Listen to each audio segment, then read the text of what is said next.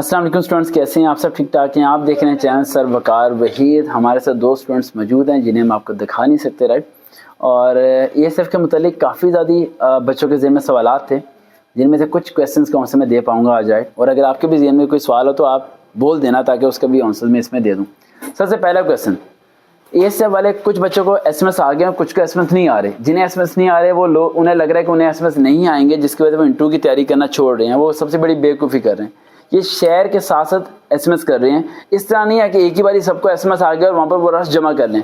जब इंटरव्यू के लिए जब बच्चे जाएंगे तो 40-50 बच्चों का एक दिन में इंटरव्यू कंडक्ट होगा। उसके बाद उनका फाइनल मेडिकल होगा, देन आगे सारा प्रोसीजर होगा। और एक ऐसे राइटिंग सिस्टम भी होगा जिसमें आपको से ऐसे लिखवाया जाएगा, इंग्लिश और उर्दू में दोनों में ऐसे लिखवाया जाएगा। उसके बाद आपका इंटरव्यू वहाँ पर होगा। अब अगले पॉइंट की तरफ आते हैं। जिन बच्चों को अभी तक SMS नहीं आया वो सब्र रखें और अल्लाह से दुआ करें।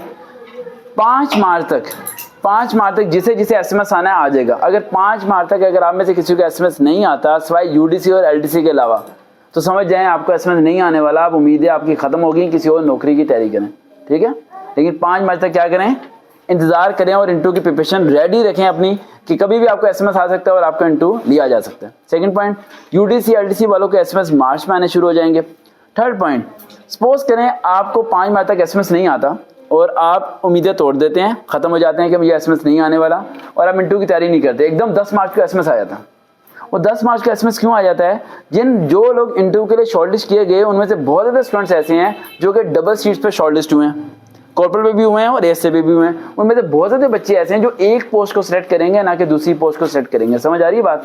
अब वो एक पोस्ट पे आएंगे और दूसरी पोस्ट क्या हो जाएगी, खाली। जब दूसरी पोस्ट खाली हो जाएगी, जहां मेरिट क्लोज हुआ था उससे मेरिट कहाँ आ जाएगा, डाउन आ जाएगा। और डाउन आने की वजह से वो नीचे वालों को दोबारा कॉल करेंगे और दोबारा इंटरव्यू के लिए बुलाएंगे।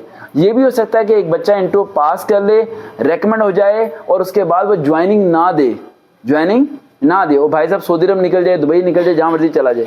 या वो लड़की कहे कि मैंने नौकरी करनी नहीं है, मैं तो बस वैसे ही शौकिया तौर पर अप्लाई किया था, ठीक है। तो फिर क्या होगा, फिर उसकी जो सीट है फिर उसकी जगह किसी और को कॉल की जाएगी।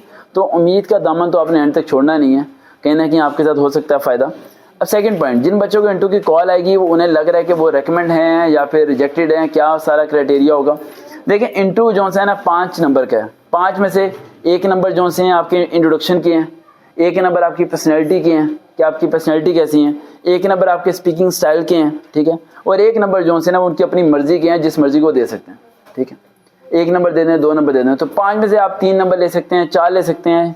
अगर कोई शख्स बहुत ही बुरा इंटरव्यू देता है, इतना घिसा पिटा इंटरव्यू देता है और गंदे से कपड़े पहन के जाता है और नाक से उसकी नोजी बह रही होती है और सिर में उसकी जुएं पड़ी होती हैं, तो फिर भी वो इंटरव्यू में 1 नंबर लेके ही बाहर आएगा, ठीक है। तो इतने उसे नंबर मिल जाएंगे। तो सेलेक्ट होने के लिए 3 से ऊपर नंबर लें, इसलिए नहा धो के जाएं। अब इंटरव्यू में एक सवाल लाजमी पूछा जाता है, वो होता है इंट्रोडक्शन। अपना तारफ दें या इंट्रोडक्शन अपना कराएं।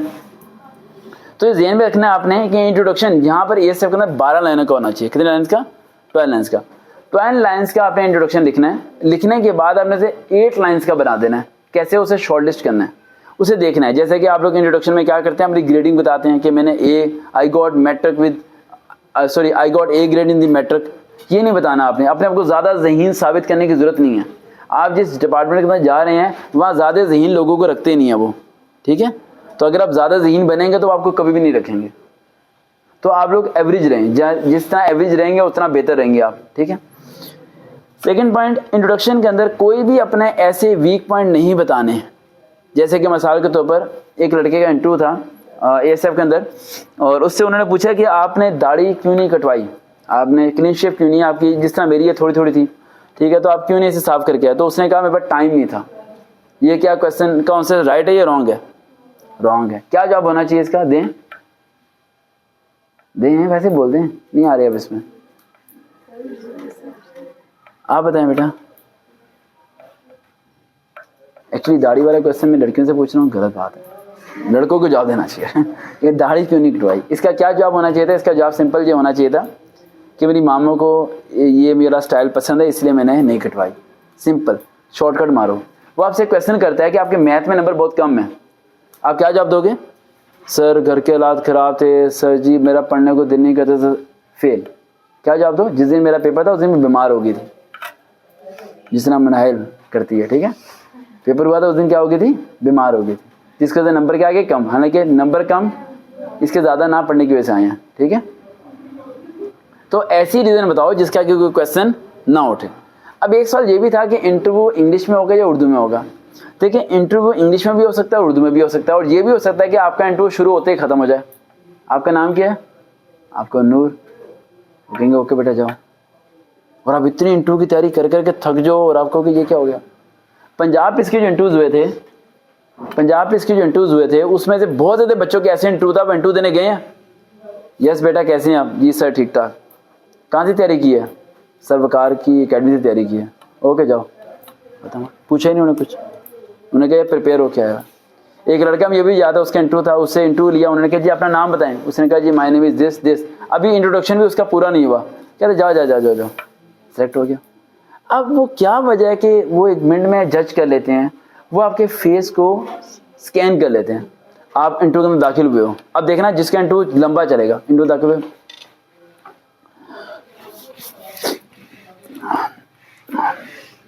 कंफ्यूज, अगला समझ गया लवी, मगरमच्छ हाथ में आ गया है, इसे तंग करते हैं। हाँ बेटा क्या नाम है आपका? वो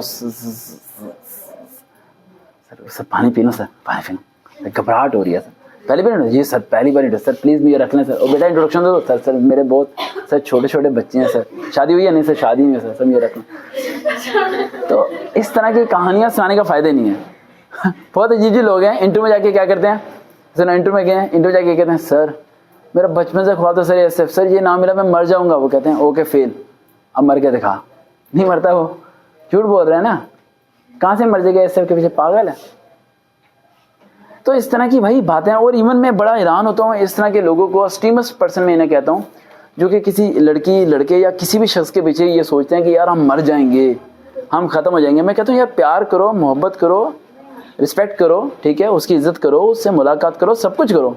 मरना नहीं है यार, मरने वाला सिस्टम नहीं होना चाहिए, मरने वाला सिस्टम नहीं है। हाँ खाने के पीछे मरो, बर्गर के पीछे मरो, शोरमे के पीछे मरो, कोई मरने वाली चीज़ है जिसके पीछे मरो आप, ठीक है।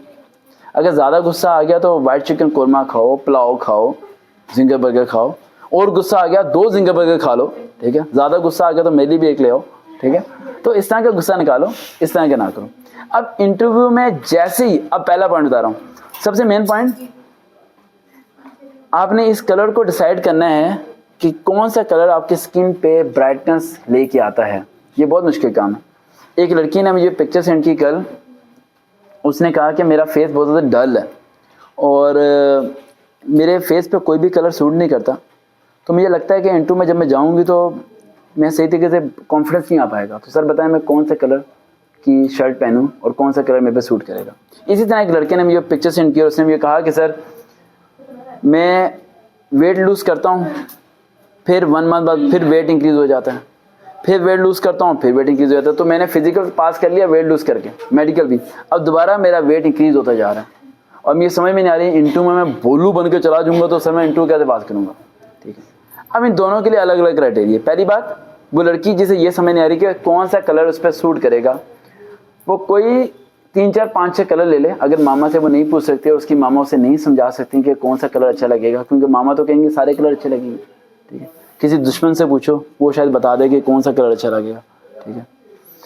तो या फिर ऐसे करो, कोई एक कलर लो, उसे अपनी स्किन पर रखो और स्किन पर रख के अपनी पिक्चर लो विदाउट फिल्टर, फिल्टर के साथ नहीं बेटा, फिल्टर के साथ। एक तो फिल्टर वाला काम बड़ा खराब है। मेरे ख्याल से तो आधे से ज़्यादा लोगों की लव स्टोरियाँ जो फ्लॉप होती हैं ना, वो फिल्टर की वजह से होती हैं, और शुरू भी जो होती हैं फिल्टर की वजह से होती हैं। लगा लगा के फिल्टर, लगा लगा के फिल्टर, अपनी तस्वीर खुद ही देख के परेशान हो रहे होते हैं, ये मैं हूँ यकीन नहीं यार। मैंने उस दिन एक लड़की की पिक्चर मुझे सेंड की, उसने उसके लिप्स फुल रेड हुए हुए, यार लिपस्टिक लगा तो कह रहा नहीं सर फिल्टर। मैं क्या कौन सा फिल्टर है यार, इतने कमाल कमाल फिल्टर हैं, ठीक है। अच्छा अब आपने क्या करना है, कपड़ा लेना है, स्किन पे लगाना है, पिक्चर खींचनी है। इस तरह आपने फिर देखना है कि कौन सी पिक्चर आपकी स्किन पे जो सी है ना बेहतर लग रहा है, फिर उसी कलर के आपने ड्रेस को सिलवाना है, पहन के देखना है, फिर आपको पता चलेगा कौन सा कलर। सबसे मुश्किल काम ये है कि ये कलर डिसाइड करना है कि कौन सा कलर आपके स्किन पे अच्छा लगता है। बहुत मुश्किल तरीन काम है ये, बहुत मुश्किल काम, बहुत ज़्यादा टफ।